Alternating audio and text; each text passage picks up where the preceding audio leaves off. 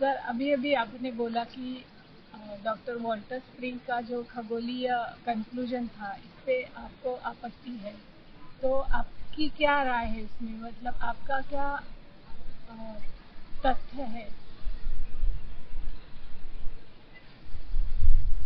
क्योंकि मेरा कंक्लूजन हालांकि बहुत ही पेचीदा मामला है और इसको एक्सप्लेन करना भी। केव नंबर 26 का लेना देना, कुछ न कुछ लेना देना आर्यभट्ट से।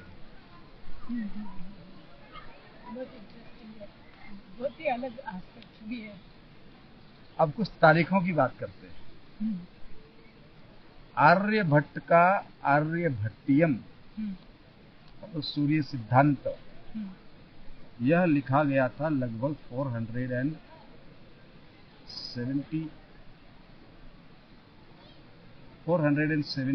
AD, 490 और समथिंग, मुझे थोड़ा सा भी याद नहीं आ रहा है, मैंने लिखा है अपने आप। Remember this date. और ये कब चालू होता है जी? 462 AD according to professor Walter Spring, जिनकी आधी चीजें मैंने स्वीकार कर ली है, दुनिया ने स्वीकार कर लिया। कहीं कहीं पे थोड़ी प्रॉब्लम है, scientific research, nobody has it in the mind. तो उनका ग्रेट कंट्रीब्यूशन है, लेकिन उसके आगे में बहुत सी बातें, हमारी जो ऑब्जेक्शन थी आपने बता चुका हूँ। और आर्यभट्ट कहाँ के थे? अस्मक देश के थे वो। अस्मक देश कहाँ था जी? It was a part in and parcel of the Vakataka empire once upon a time. और महाराष्ट्र के सारे विद्वान ये बता चुके हैं कि अस्मक देश कहाँ था। The part of the Deccan, lower Deccan. And यहां के ही कालिदास थे, सारे महाराष्ट्र के स्कॉलर बता चुके हैं।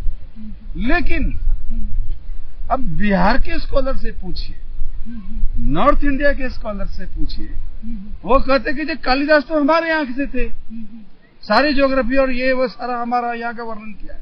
यहाँ के लोग बोलते हैं कि यहाँ का वर्णन किया है, सारी ज्योग्राफी यहाँ की वर्णन की गई है जी कालिदास की।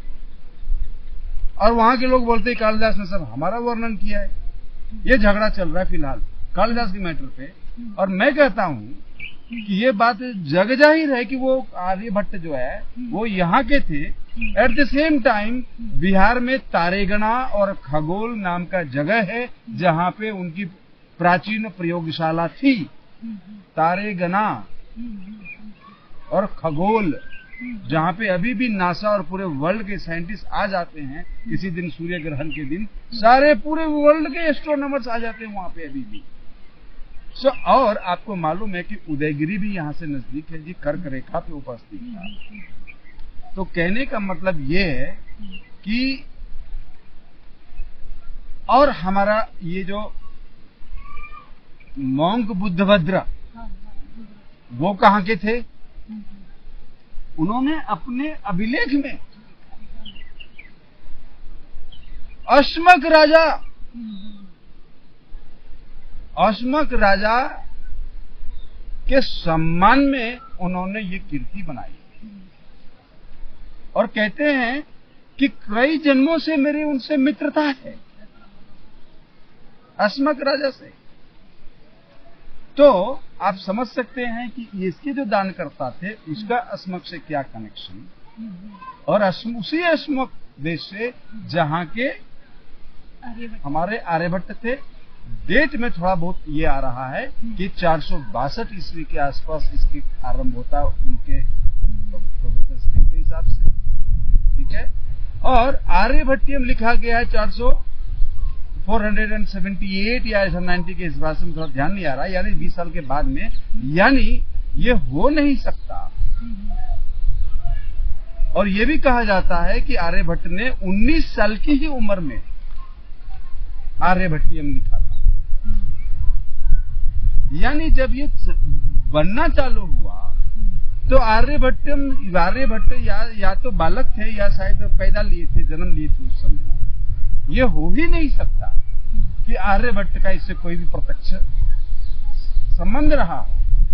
लेकिन अगर आर्यभट्ट यहाँ के थे और यहाँ से फिर वो पाटलिपुत्र गए हैं जिनका प्राचीन नाम कुसुमपुर था, उसी समय में कालिदास भी गए, और वो क्यों गए ये भी मैं आपको अभी बताता हूँ, क्योंकि हुणों का जो आक्रमण हुआ तो बहुत बड़ा ह्यूमन डिस्प्लेसमेंट हुआ पूरे एशिया में। यहाँ पे बहुत मारकाट हुई, रक्तपात हुई, बहुत कुछ हुआ यहाँ पे।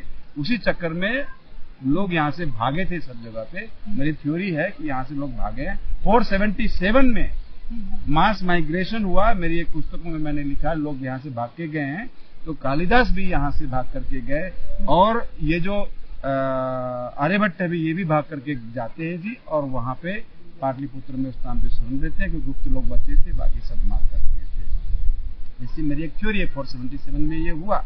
But let us come back to 462 AD। मेरा ऐसा सोचना है, प्रमाण मुझे ऐसा कहते, एक दूसरे सिरे को ऐसा मिलाएं। प्रत्यक्ष प्रमाण हर चीज में नहीं मिलते हैं, कई बार हमको सिरों को मिलाना पड़ता है, और इनडायरेक्ट एविडेंस कई बार हमें मिलते हैं, जिसको हम बोलते हैं सर्कमस्टेंशियल एविडेंस में मिलते हैं। ऐसा प्रतीत होता है, ऐसा मुझे लगता है, ऐसा संभव है। और यह प्रश्न करता हूं, क्या ये पॉसिबल है कि यहाँ पर एक एस्ट्रोनॉमी का स्कूल रहा होगा अस्मत् देश में? क्योंकि सांची में भी थे astronomy, astronomical dimension. Vaishakh Purnima से उसका कुछ संबंध था, जो मैं भी सांची के बारे में नहीं बोलूंगा। उदयगिरी के बारे में माइकल वेलिस ने लिख दिया है कि उदयगिरी पूरी तो प्रयोगशाला ही थी एस्ट्रोनॉमी की, और ये अजंता यहाँ था, यानी it was a land where astronomical scientific research was going on. And यहाँ पे क्या होता है कि जब ये मोंक बुद्धभद्र जब बनाना चालू करते हैं, तो मोंक बुद्धभद्र ने एक इतने इंजीनियर्स थे। मेरा कहने का मतलब ये है, अगर आप देखिएगा इसका जो अक्ष है यानी एक्सिस है, it is aligned to the rising sun of Ashadh Purnima. और ये आषाढ़ पूर्णिमा जिसकी बात मैंने अभी की है, it deserves A separate explanation.